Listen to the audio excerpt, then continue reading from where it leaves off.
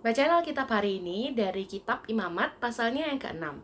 Tuhan berfirman kepada Musa, apabila seseorang berbuat dosa dan berubah setia terhadap Tuhan dan memungkiri terhadap sesamanya barang yang dipercayakan kepadanya, atau barang yang diserahkan kepadanya, atau barang yang dirampasnya, atau apabila ia telah melakukan pemerasan atas sesamanya, atau bila ia menemui barang hilang dan memungkirinya, dan ia bersumpah dusta dalam perkara apapun yang diperbuat seseorang, sehingga ia berdosa.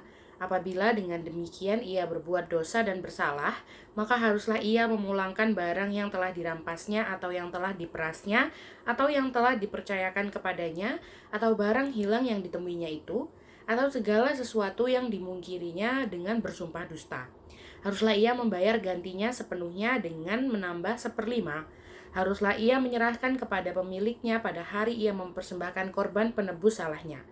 Sebagai korban penebus salahnya, haruslah ia mempersembahkan kepada Tuhan seekor domba jantan yang tidak bercela dari kambing domba yang sudah dinilai menjadi korban penebus salah dengan menyerahkannya kepada imam.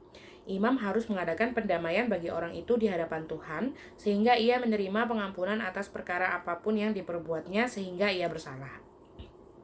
Korban bakaran. Tuhan berfirman kepada Musa, perintahkanlah kepada Harun dan anak-anaknya, inilah hukum tentang korban bakaran. Korban bakaran itu haruslah tinggal di atas perapian di atas mezbah semalam-malaman sampai pagi, dan api mezbah haruslah dipelihara menyala di atasnya. Imam haruslah mengenakan pakaian lenannya dan mengenakan celana lenan untuk menutup auratnya. Lalu ia harus mengangkat abu yang ada di atas mezbah sesudah korban bakaran habis dimakan api, dan haruslah ia membuangnya di samping mezbah. Kemudian haruslah ia menanggalkan pakaiannya dan mengenakan pakaian lain, lalu membawa abu itu keluar perkemahan ke suatu tempat yang tahir. Api yang di atas mezbah itu harus dijaga supaya terus menyala. Jangan dibiarkan padam. Tiap-tiap pagi, imam harus menaruh kayu di atas mezbah, mengatur korban bakaran di atasnya, dan membakar segala lemak korban keselamatan di sana. Harus dijaga supaya api tetap menyala di atas mezbah, janganlah dibiarkan padam. Korban sajian. Inilah hukum tentang korban sajian. Anak-anak Harun haruslah membawa ke hadapan Tuhan ke depan mezbah. Setelah dikhususkan dari korban sajian itu, segenggam tepung yang terbaik dengan minyak, serta seluruh kemenyan yang di atas korban sajian itu, maka haruslah semuanya dibakar di atas mezbah sehingga baunya menyenangkan sebagai bagian ingatannya bagi Tuhan. Selebihnya haruslah dimakan oleh Harun dan anak-anaknya. Haruslah itu dimakan sebagai roti yang tidak beragi di suatu tempat yang kudus. Haruslah mereka memakannya di pelataran kemah pertemuan. Janganlah itu dibakar beragi. Telah kuberikan itu sebagai bagian mereka daripada segala korban api-apianku. Itulah bagian maha kudus, sama seperti korban penghapus dosa dan korban penghapus salah. Setiap laki-laki di antara anak-anak Harun haruslah memakannya. Itulah suatu ketetapan untuk selamanya bagi kamu turun-temurun. Itulah bagianmu dari segala korban api-apian Tuhan. Setiap orang yang kena kepada korban-korban itu menjadi kudus. Tuhan berfirman kepada Musa, inilah persembahan Harun dan anak-anaknya yang harus dipersembahkan oleh mereka kepada Tuhan pada hari ia diurapi.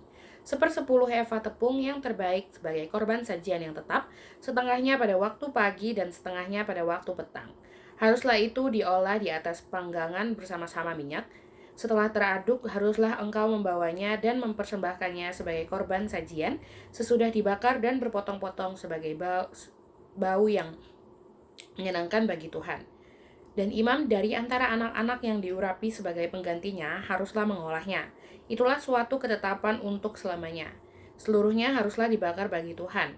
Tiap-tiap korban sajian dari seorang imam itu haruslah menjadi korban yang terbakar seluruhnya, janganlah dimakan. Korban penghapus dosa. Tuhan berfirman kepada Musa demikian, katakanlah kepada Harun dan anak-anaknya, inilah hukum tentang korban penghapus dosa. Di tempat korban bakaran disembelih, disitulah harus disembelih korban penghapus dosa di hadapan Tuhan. Itulah persembahan maha kudus. Imam yang mempersembahkan korban penghapus dosa itulah yang harus memakannya. Haruslah itu dimakan di suatu tempat yang kudus di pelataran kemah pertemuan. Setiap orang yang kena kepada daging korban itu menjadi kudus, dan bila darahnya ada yang terpercik kepada sesuatu pakaian, haruslah engkau mencuci pakaian itu di suatu tempat yang kudus. Dan belangga tanah, tempat korban itu dimasak, haruslah dipecahkan, dan jikalau dimasak di dalam belangga tanah, tembaga, maka belangga itu digosok dan dibasuh dengan air. Setiap laki-laki di antara para imam haruslah memakannya. Itulah persembahan Maha Kudus.